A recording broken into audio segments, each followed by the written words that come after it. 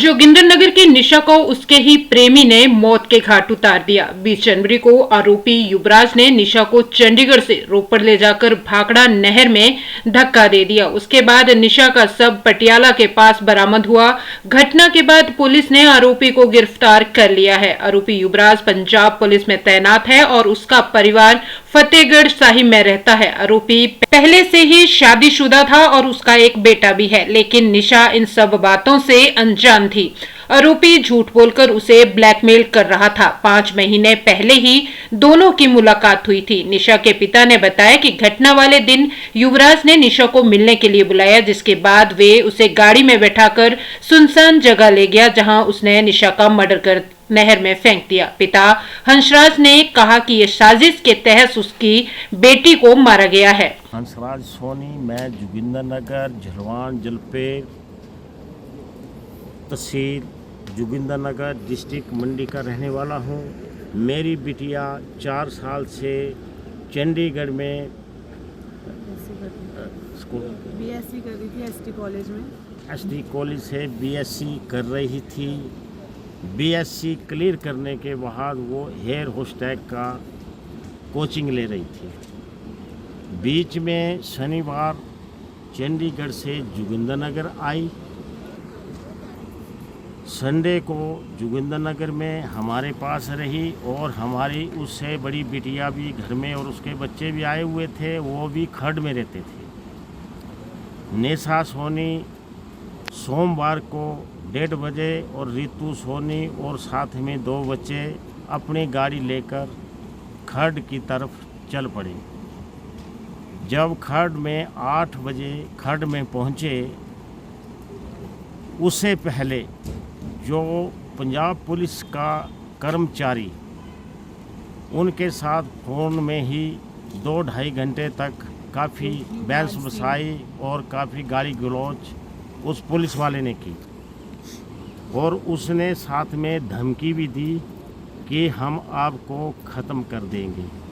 तो इतनी गहराई हमारी बिटिया ने नहीं ली। जब वो खड में पहुंची तो वो पुलिस वाला गाड़ी लेकर आ गया और निशा सोनी को फ़ोन किया कि आप घर से बाहर निकलो, हमने आपसे कोई आधा घंटा बात करनी है।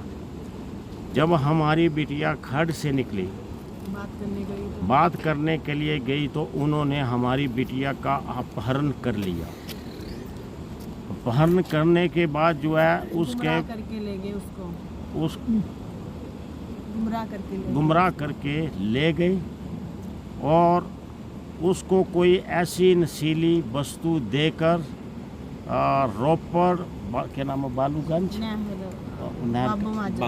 बाबू माजरा की तरफ ले गए, जबकि वहाँ पर कोई भी गांव नहीं था, ना ही कोई आता जाता था। वहाँ पर हमें सभी निशान प्राप्त हुए कि हमारी निशा सोनी का मर्डर मार करके प्लान करके और नहर में फेंका गया और जो भी उसके पास जो भी अंगूठियाँ वगैरह डाली हुई थी, चेन वगैरह डाली हुई थी, पंजाब पुलिस कर्मचारी ने उसका सारा सामान भी छीन लिया है और नहर में फेंक के, और यही पुलिसकर्मी ऑनलाइन 112 में कॉल कर रहा था कि एक लड़की वहाँ नहर में डूब गई।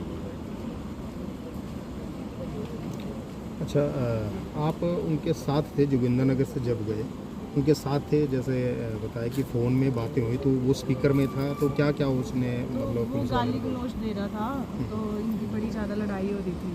तो निशा कह रही मैंने कंटिन्यू नहीं करना तेरे साथ, मैं ब्लॉक कर रही हूँ तेरा नंबर। तो वो कहने लगा कि तूने अगर मेरे को ब्लॉक किया तो मैं मार डालूंगा तेरे को।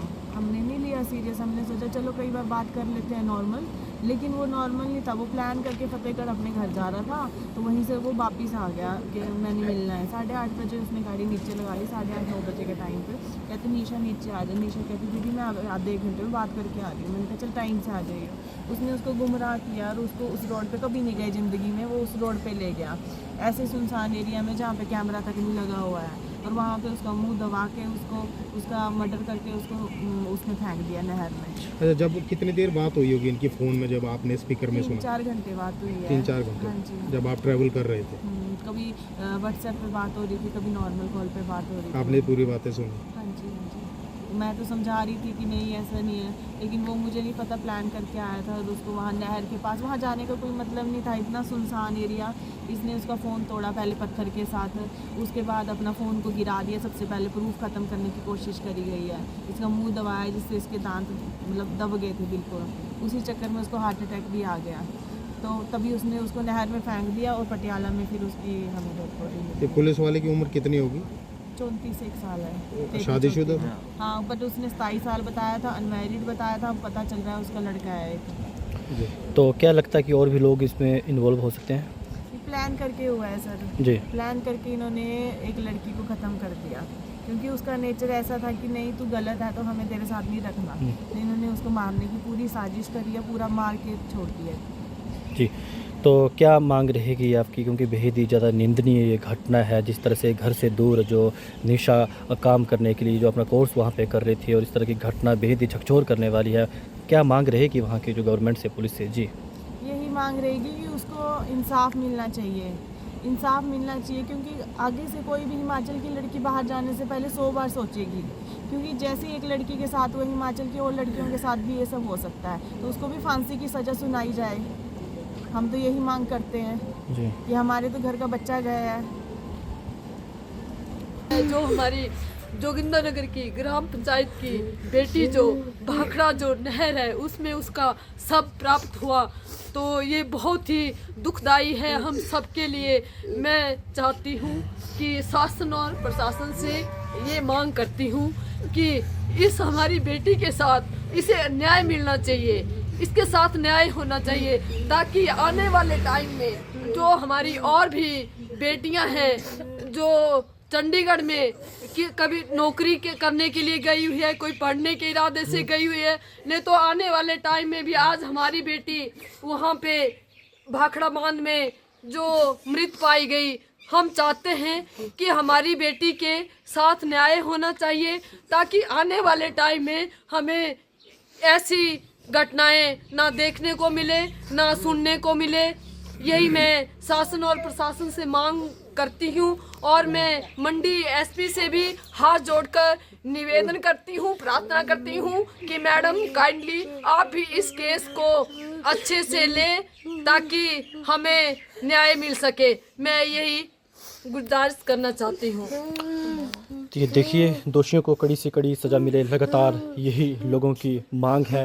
आप देख सकते हैं बेटी की माता जी भी यहाँ पे मौजूद हैं और किस तरह से ये दुख बेहद ही असहनीय दुख है उस परिवार के लिए, उस माता पिता के लिए जितने वर्षों तक बच्चों को पाल पोस के बड़ा किया जाता है, घर से बाहर कुछ बनने के लिए, कुछ करने के लिए भेजा जाता है। वहीं इस तरह से जो दरिंदे होते हैं, ऐसे जो लोग होते हैं जो समाज में किस तरह से बेटियों के साथ इस तरह की घटिया हरकत, इस तरह की जो हरकतें करते हैं, जिसकी वजह से किस तरह से एक परिवार का जो चिराग बुझ गया है।